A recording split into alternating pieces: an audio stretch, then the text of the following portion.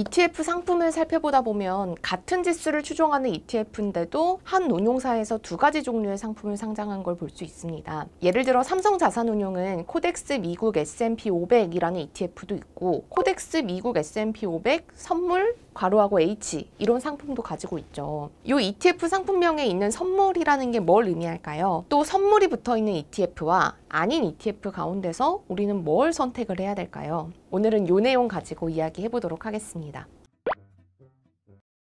상품이나 주식의 거래 방식에는 크게 세 가지가 있는데요. 돈을 주고 바로 상품이나 주식을 받으면 현물 거래입니다. 우리가 보통 하는 주식 거래는 현물 거래겠죠. 이 돈을 내면 바로 주식을 매수할 수 있으니까요. 상품이나 주식을 먼저 받고 그 다음에 나중에 돈을 내는 건 신용거래입니다. 흔히 말하는 외상이 되겠죠. 이 마지막 세 번째는 우리 오늘 주제인 돈을 먼저 내고 주식이나 상품을 미래에 받는 거. 이게 선물 거래입니다. 사려는 상품이나 주식 가격의 한 10분의 1 정도를 먼저 주고 대신 미래에 정해진 가격에 상품이나 주식을 받는 거죠. 이 나머지 10분의 9는 선물 거래 만기 때 물건을 받는 시점에 냅니다. 이 선물 거래를 설명할 때 가장 흔하게 하는 설명이 이 농부와 식당의 예인데요. 아마 한 번쯤 들어보셨을 것 같아요.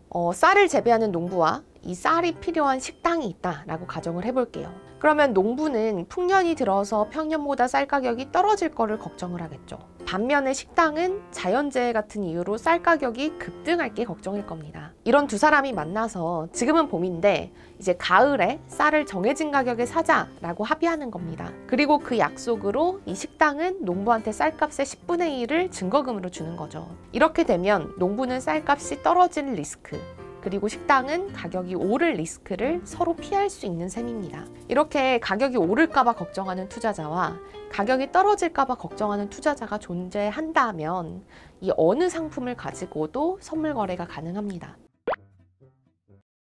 ETF 안에는 주식을 현물로 담을 수도 있고요. 아니면 선물로 담을 수도 있습니다. 이 주식을 직접 담은 현물 ETF는 상품명에 아무런 표시가 없지만 선물을 담은 ETF에는 선물이라는 단어가 꼭 들어갑니다. 그렇다면 현물로도 만들 수 있는 ETF를 왜 굳이 선물을 담아서 만드는 걸까요? 운용사 입장에서 보면 선물을 담는 게 운용 측면에서 운용하기가 편합니다. 코스피 200 ETF가 현물로 설정이 된다면 이 코스피 200에 들어가는 200개 종목을 시가총액에 맞춰서 구성을 하고 또 종목이 변경될 때마다 넣고 빼는 결정 이런 것들을 해줘야 됩니다. 하지만 선물을 담으면 이런 문제가 사라지겠죠. 특히 해외 지수를 따라가는 ETF라면 거래 비용 면에서도 선물을 담는 게 좀 더 유리합니다. ETF 자금의 10%만 투자해도 지수 전체를 따라갈 수 있다는 점도 장점입니다. 선물은 증거금으로 전체 투자 금액의 10분의 1만 냅니다. 이 나머지 90% 자금은 현금으로 보유하면서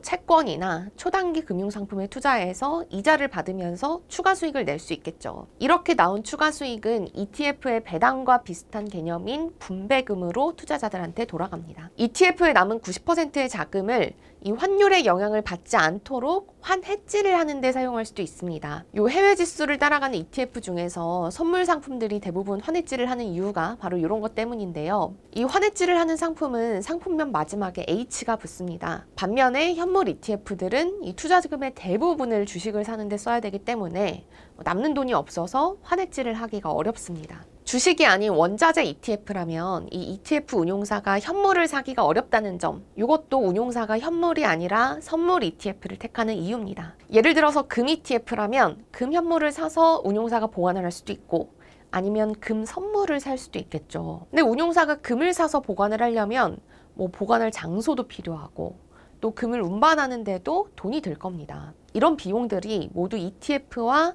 금 가격 간의 괴리를 벌리는 요인이 됩니다. 그래서 국내에 상장한 금 ETF들은 모두 선물을 담아서 운용을 하고 있습니다. 미국 시장에는 운용사가 정말로 금고에 금을 보유하는 현물 ETF도 상장이 돼 있는데 국내에는 이런 원자재 현물 ETF가 딱 하나 상장이 돼 있습니다. 이 타이거 구리 실물이라는 ETF인데요. 이 상품은 정말 구리 실물을 조달청 창고에 보관하고 있는 ETF입니다. 그렇다면 선물 ETF가 이렇게 장점만 있을까요? 선물 ETF의 가장 큰 단점은 퇴직연금 계좌에서는 투자가 막혀 있다는 점입니다. 이 퇴직연금 계좌에서는 대부분 선물 ETF를 투자할 수가 없게 돼 있어요. 이 파생 상품의 위험 평가액이 40%를 초과하는 상품, 이런 것들은 퇴직연금 계좌에 담을 수 없게 돼 있는데 대부분 선물 ETF는 이 기준을 만족시키지 못하기 때문입니다. 그래서 자산운용사들이 이미 자기네가 운용하기 쉬운 선물 ETF를 가지고 있는데도 같은 지수를 따라가는 현물 ETF를 또 상장하는 건 이런 이유 때문입니다.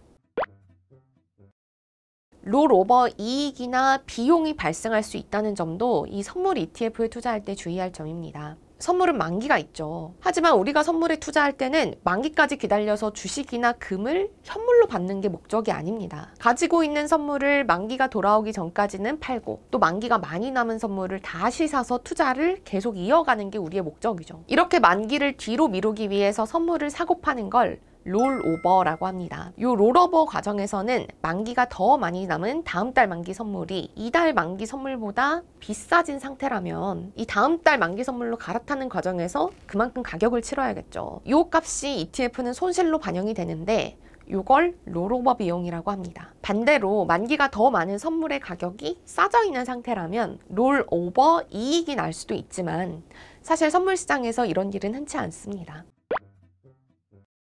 오늘은 선물 ETF에 대해서 알아봤는데요. 유용하셨다면 댓글로 생각 남겨주시고요. 저는 다음 주에도 더 유익한 실전 재테크 영상으로 돌아오겠습니다. 감사합니다.